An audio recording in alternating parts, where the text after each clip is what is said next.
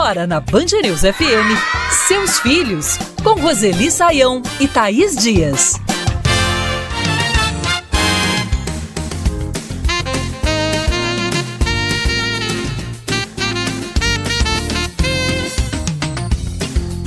Estudar, conhecer novas culturas, desbravar novos territórios, conhecer pessoas diferentes, são apenas alguns dos objetivos de quem sonha em fazer um intercâmbio. O mercado brasileiro de educação internacional registrou um crescimento de 18% no último ano em comparação com o período pré-pandemia. Os dados são da Associação Brasileira de Agências de Viagens de Intercâmbio. Além do planejamento financeiro, é preciso ainda pensar na maturidade do jovem que vai embarcar nessa viagem, escolher uma empresa séria, definir detalhes de tempo de estadia, objetivos, o país que vai sediar essa aventura. As opções são variadas e podem incluir não só os jovens, mas toda a família. Bora viajar com seus filhos em versão ampliada. Eu, Thaís Dias, sigo por aqui e ela também. Tudo bem, Roseli? Tudo bem, Thaís? Vamos viajar com nossos filhos. Eu também quero falar. Do Brasil para a França, quem conversa conosco agora é a Ananda Guerra, de 16 anos. Eu tenho 16 anos, eu tô na França. Eu quis vir de intercâmbio porque desde pequena meus irmãos foram e aí eu sempre tive esse desejo de vir também e ter a experiência que eles tanto falavam sobre e ter o conhecimento pessoal que eles tanto tiveram com o intercâmbio. É uma experiência muito enriquecedora, Roseli, mas como é que a gente sabe? Olha, meu filho tem maturidade para ir, para ficar distante da gente, para eventualmente ter que se virar no imprevisto. Como é que a gente tem essa noção? É na convivência cotidiana, Thaís. E nem é preciso, assim, grandes acontecimentos para observar a reação dos filhos.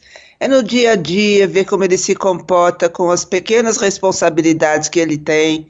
Por exemplo, a escola, cuidar das próprias coisas, ver como é que ele se cuida no sentido de preservar a própria saúde. Enfim, são aqueles olhares que os pais têm para o filho que vão ser precisos nesse período pré-intercâmbio ser mais cuidadosos. Pronto, falei. A Natávia Guerra, que é mãe da Ananda, teve a chance de fazer intercâmbio quando era jovem e com todo o aprendizado que teve, sempre incentivou também os filhos a fazerem o mesmo. Eu fui intercambista quando eu tinha 18 anos e essa oportunidade mudou a minha vida e por isso eu tinha muita vontade que quando os meus filhos crescessem, eles também pudessem viver essa experiência. Então eu tenho 3 filhos e a minha caçula acabou de ir para a França essa semana. É uma oportunidade de amadurecimento, de crescimento pessoal, de autoconhecimento. É também uma oportunidade de fazer amizades com pessoas de vários países e por isso muda a sua visão de mundo e é também uma oportunidade de enriquecimento cultural fantástica. E é isso mesmo, né, Roseli? É verdade, é isso mesmo. A imersão cultural em um outro país enriquece muito, né, o acervo da pessoa, no sentido de aprender a respeitar mais as diferenças, a entender o diferente de outra maneira, a desenvolver empatia, resiliência. Nossa, é tanta coisa possível de acontecer num intercâmbio, numa mudança de país, se for uma experiência bem aproveitada. Para bom entendedor. Conosco agora a Lisa Yoshitani, ela que é especialista em educação internacional no SEI Intercâmbio e ela reforça pra gente a importância do planejamento na hora de fazer essa viagem. Nós aconselhamos que o intercâmbio seja planejado com antecedência de pelo menos 8 ou 7 meses antes da viagem, para que o estudante avalie junto com os pais as opções de programa de férias, ou de ano letivo, ou semestre letivo. E é importante avaliar o país, o clima, a preferência do estudante. É muito importante avaliar nesse planejamento junto com o consultor de intercâmbio e quanto os pais estão planejando investir nessa viagem. Planejamento é fundamental, né, Roseli? Porque muitos desses jovens ficam com um sonho, com aquele impulso de viver fora, de conhecer coisas novas, mas calma, preciso colocar no papel muito bem planejado como será esse momento, né? Isso deve ser feito com a família, né? Porque primeiramente envolve orçamento familiar, que em geral é sempre contado, bem partilhado, com todos os compromissos que a família tem. E esse será um compromisso a mais. Então é preciso planejar. E tem também a ideia, né, de muitos jovens, uma ideia que não é muito real de mudança de país, de ficar em outro local por um tempo. Então hoje com a internet é tão legal que os pais possam com o filho visitar alguns países que ele imagina que gostaria de ficar e mostrar a realidade desses países para o jovem ter a certeza que é para lá que ele quer ir. Vamos navegar!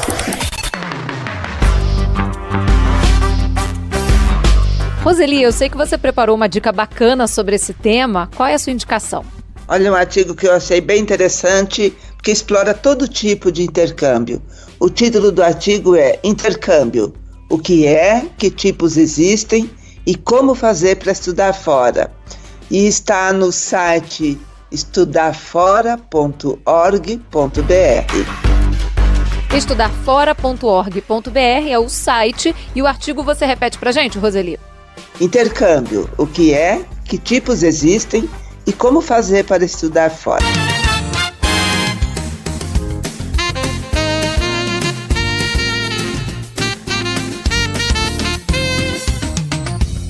O intercâmbio continua sendo nosso assunto aqui nos Seus Filhos em versão ampliada. Comigo deu certo.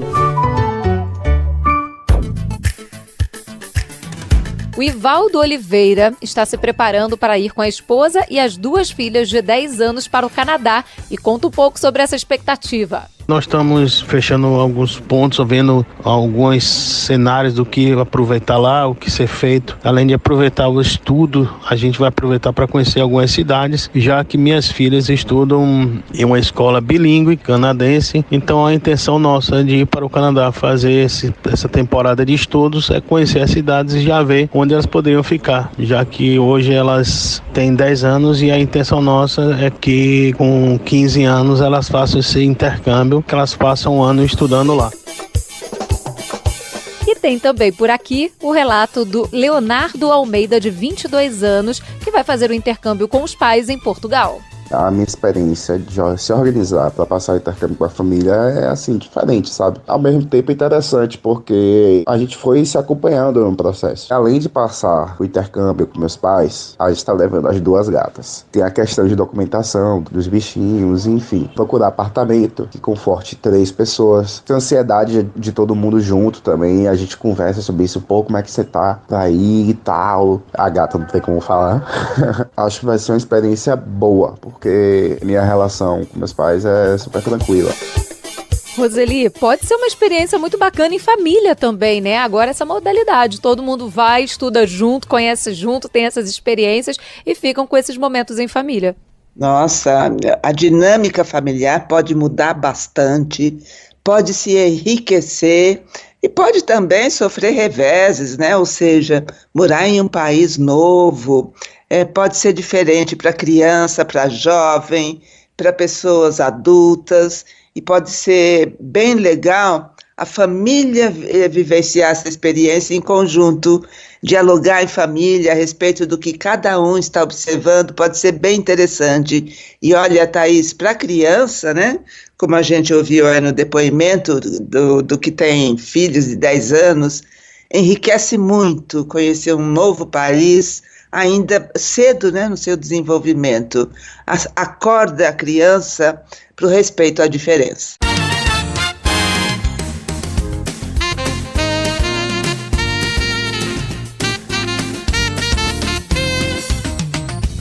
Escolher uma carreira não é uma decisão simples para a maioria das pessoas. E a precocidade para a tomada de decisão pode ter um peso importante nas desistências no ensino superior, por exemplo. É o que aponta um levantamento do INEP, do Ministério da Educação. 59% dos alunos abandonam seus cursos. Especialistas acreditam que tomar a decisão de qual caminho seguir na vida profissional ainda aos 16, 17, 18 anos pode ter influência nesse resultado. Mas calma, nenhuma decisão precisa ser definitiva. Informação, orientação, autoconhecimento são fatores que podem contribuir na escolha de uma carreira e é sobre isso que a gente fala agora nos Seus Filhos em versão ampliada. Pronto, falei. Conosco por aqui a Júlia Dantas, de 17 anos. Ela fala sobre as dúvidas que envolvem essa escolha.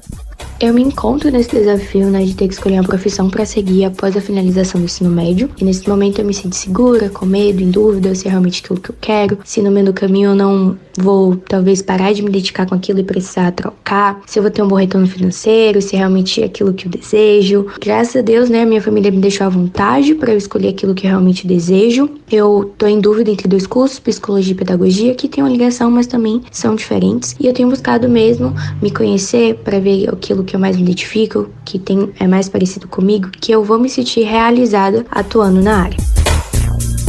Roseli, o que você diria para o jovem que está vivendo esse momento da escolha de uma universidade, de um curso ou mesmo da carreira? A primeira palavra que eu diria, que aliás eu vou dizer, Thaís, é calma, calma. É muita pressão nesse momento, a pressão vem da escola, a pressão vem da família, a pressão vem da sociedade, então é preciso um pouquinho de calma para ter tranquilidade de pensar. E pensar em alguns pontos que a Júlia citou, É preciso autoconhecimento, ou seja, quem eu sou, porque aí fica mais fácil realizar qualquer tipo de escolha, inclusive a escolha de um curso. E é bom lembrar, Thaís, que hoje nenhum curso é muito restritivo.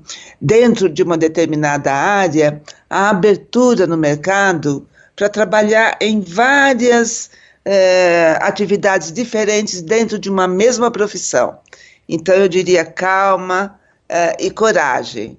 Coragem para fazer uma escolha, porque olha, hoje tem tanta profissão, tanto curso, que precisa, para escolher um, renunciar a muitos. E por isso é preciso força e coragem. Que sufoco!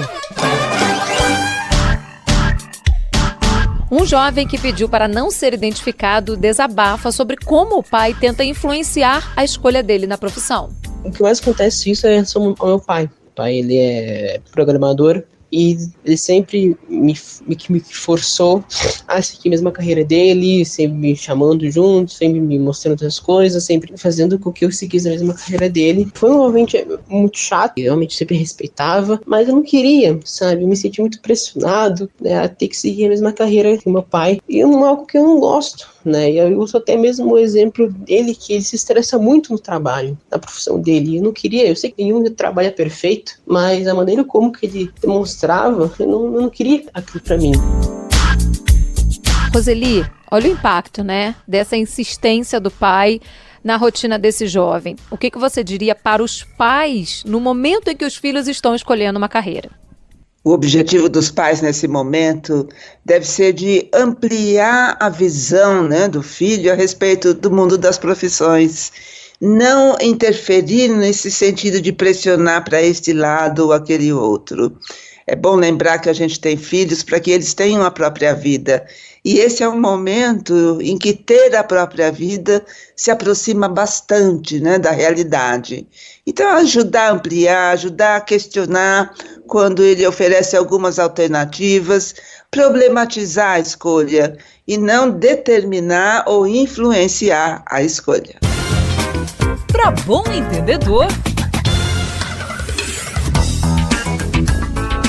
A Fabiana Pires é coordenadora pedagógica de uma escola em Porto Alegre e diz que a melhor forma de escolher uma profissão é o autoconhecimento. Busque autoconhecimento, se observe, conheça suas potencialidades e suas fragilidades. Pesquise sobre as profissões, sobre as formações dessas profissões. Converse com profissionais que atuem em diferentes áreas dessa profissão. Liste suas prioridades nessa escolha, forma de ler o mundo, habilidades, interesses, seu propósito. Incentivar essa busca pelo autoconhecimento é importante, né, Roseli? A gente fala isso desde cedo, ainda na infância, passando por toda a adolescência, e ajuda na hora de uma decisão como essa, que é tão importante. Ajuda muito, e não apenas nessa situação, Thaís. O autoconhecimento colabora com a maturidade da pessoa, porque ela se reconhece no seu potencial e nos seus limites. E isso ajuda muito nesse momento de escolher uma futura profissão, por exemplo. Vi e curti.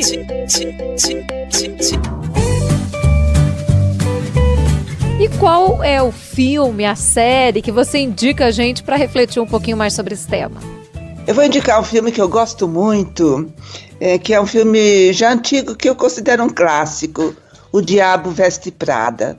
É a história, Thaís, de uma mulher já, né, não mais uma adolescente, que escolheu uma profissão e não consegue de imediato encontrar uma ocupação na profissão que ela deseja. Mas ela consegue uma atividade paralela, difícil, e ela aprende muito nessa atividade paralela à profissão dela. O Diabo Veste Prada.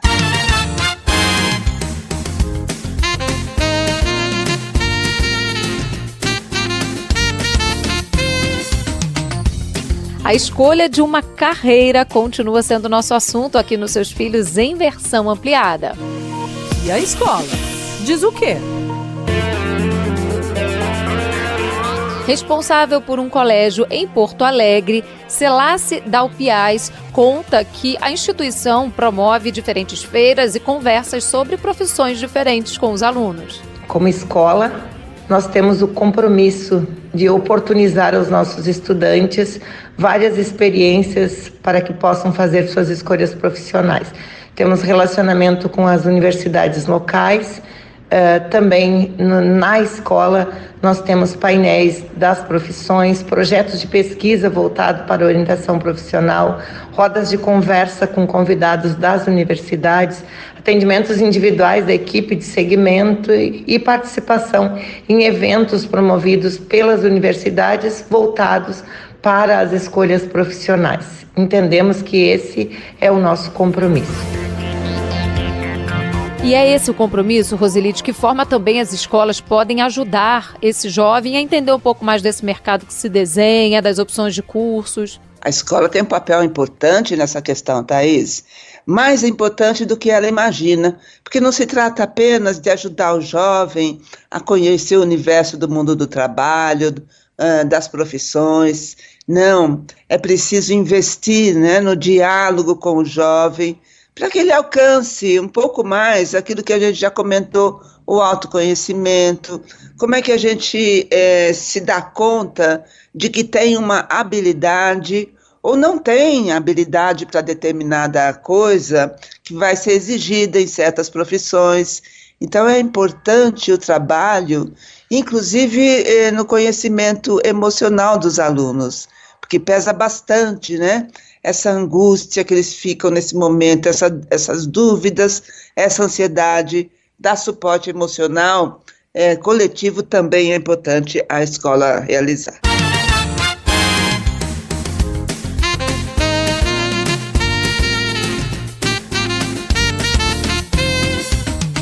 O 10 de outubro é Dia Internacional da Saúde Mental. Apesar do impacto na vida de milhões de pessoas, o tema ainda é negligenciado. Para vocês terem uma ideia, a Organização Mundial de Saúde divulgou recentemente a sua maior revisão mundial sobre saúde mental desde a virada do século. O trabalho detalhado fornece um plano para governos, acadêmicos, profissionais de saúde, sociedade civil e outros que têm aquela ambição de apoiar o mundo na transformação da saúde mental.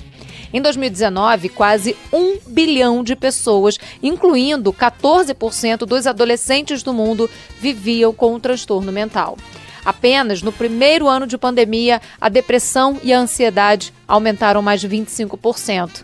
O suicídio foi responsável por mais de 1 em cada 100 mortes e 58% dos suicídios aconteceram antes dos 50 anos de idade. Ainda há muito estigma, preconceito, desinformação e por isso a gente vai abrir espaço para conversar sobre esse tema por aqui nos Seus Filhos em Versão Ampliada. Minha voz. Conosco agora a Maria Eduarda, de 9 anos.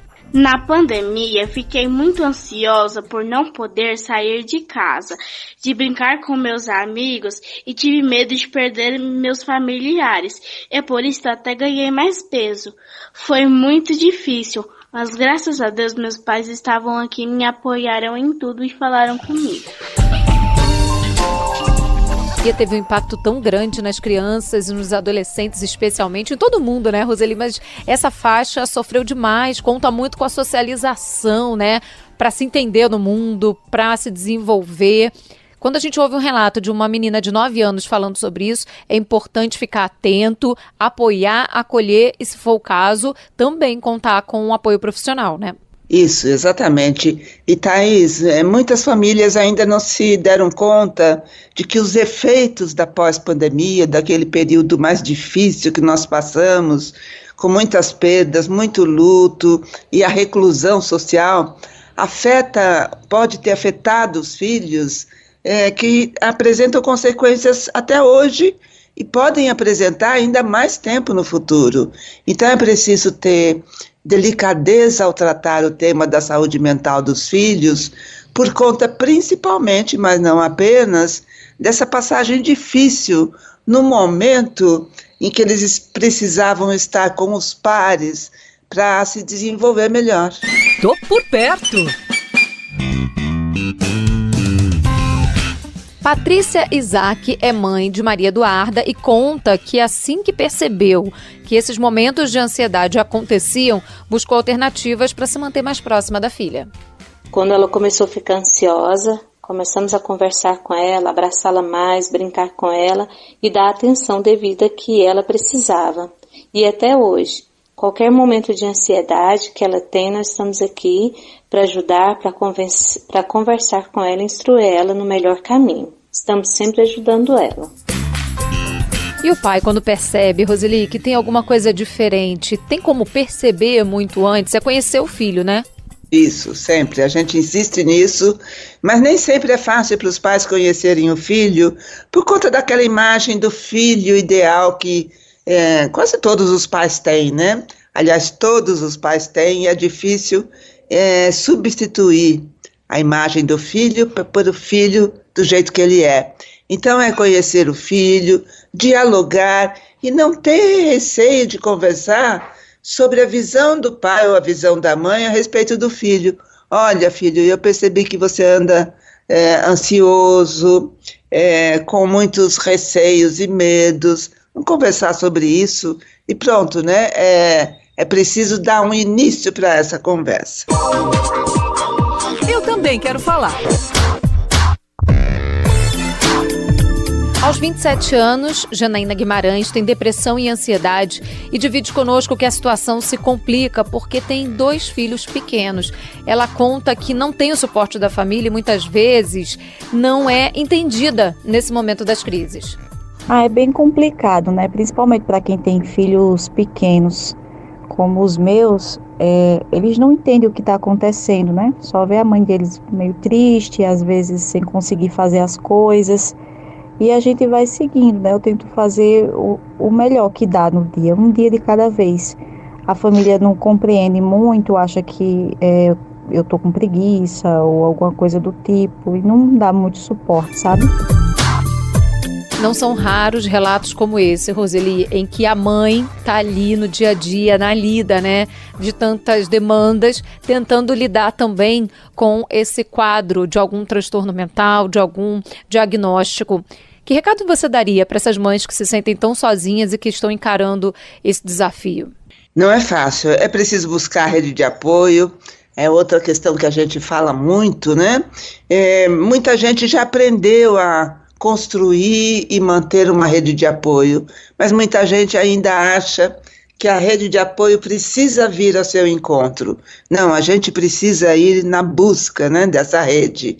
E olha, quando há filhos pequenos, é muito importante, Thaís, verbalizar para os filhos, olha, eu estou triste por motivos da minha vida, ou pode citar alguns motivos, né, para que a criança não desenvolva a ideia, Thaís, de que a mãe está do jeito que está por conta dela. A criança desenvolve muito uma culpa, né, em relação ao comportamento dos pais. Palavra de ouvinte. Conosco a Fernanda Souza, que é mãe de 2 crianças e conta que é muito complicado lidar com a ansiedade sozinha e por isso pede ajuda. Ouviu você, Roseli? Sobre a ansiedade gerada por tantos conflitos, é muito difícil lidar sozinho e até que a gente tenha consciência de que precisa de ajuda, o malefício, né, o mal já ter causado bastante estrago, pois a mulher ela sempre procura ter, acha que tem a capacidade de lidar com todas as coisas e na verdade nós também precisamos de ajuda. Então é muito importante pedir ajuda, porque não damos conta de tudo.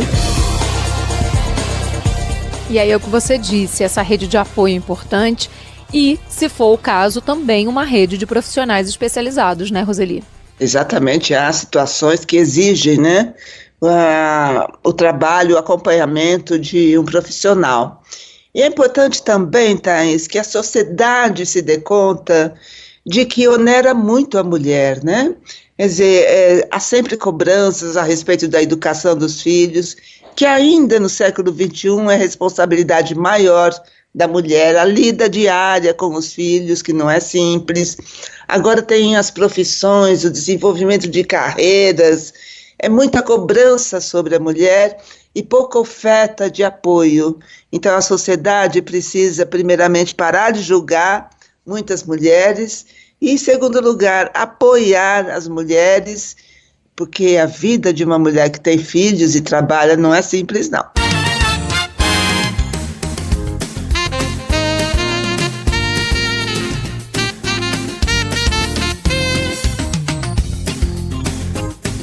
A saúde mental das famílias continua sendo nosso assunto por aqui. Vi e curti. E qual é a sua indicação, Roseli, hoje por aqui, para a gente pensar mais nesse assunto? Eu assisti a um filme, Thaís, não faz muito tempo não, que eu considerei muito bom para pensar e conversar com os filhos, se for o caso, filhos adolescentes principalmente, a respeito da saúde mental e dos distúrbios, né, da saúde mental. O título do filme é Palavras nas Paredes do Banheiro e conta a história de um jovem adolescente que sofre, né, com um diagnóstico de esquizofrenia. É importante assistir a esse filme e conversar em família a respeito do tema da saúde mental. Vou repetir o título do filme, Palavras nas Paredes do Banheiro. E olha, você acha que acabou? Não acabou não, tem mais dica. Me conta uma história. Que história você vai indicar para os nossos ouvintes? Você sabe, Thaís, todos nós, aliás, cada um de nós, temos as nossas limitações. Limitações que são consideradas pela sociedade, pela família, às vezes também, né, como falhas. Então eu escolhi um livro que fala a respeito dessas imperfeições. O título do livro é A Coragem de Ser Imperfeito. Como aceitar a própria vulnerabilidade, vencer a vergonha e ousar ser quem você é. Então repete pra gente, Roseli. É grande o título, né? Mas vamos lá. A Coragem de Ser Imperfeito. Como aceitar a própria vulnerabilidade, vencer a vergonha e ousar ser quem você é. E olha, os nossos programas ficam disponíveis para você ouvir quantas vezes quiser no site da Band News FM, também na nossa página no YouTube e nos principais tocadores de áudio. Você pode compartilhar também à vontade. Se quiser participar por aqui, você pode e deve mandar sua mensagem para as nossas redes sociais, @ThaísPdias, Thaís com H, ou @Roseli Saião, Roseli com Y, Saião também. Ou nos acionar pelo e-mail, seusfilhos@bandnewsfm.com.br. Esse programa teve a produção da Luana Pereira e a sonorização do José Antônio de Araújo.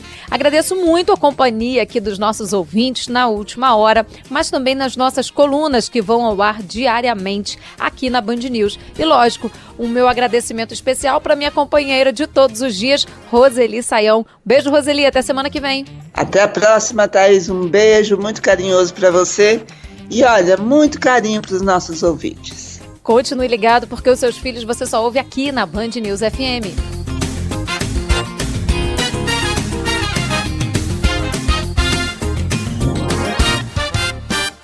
Você ouviu Seus Filhos, na Band News FM.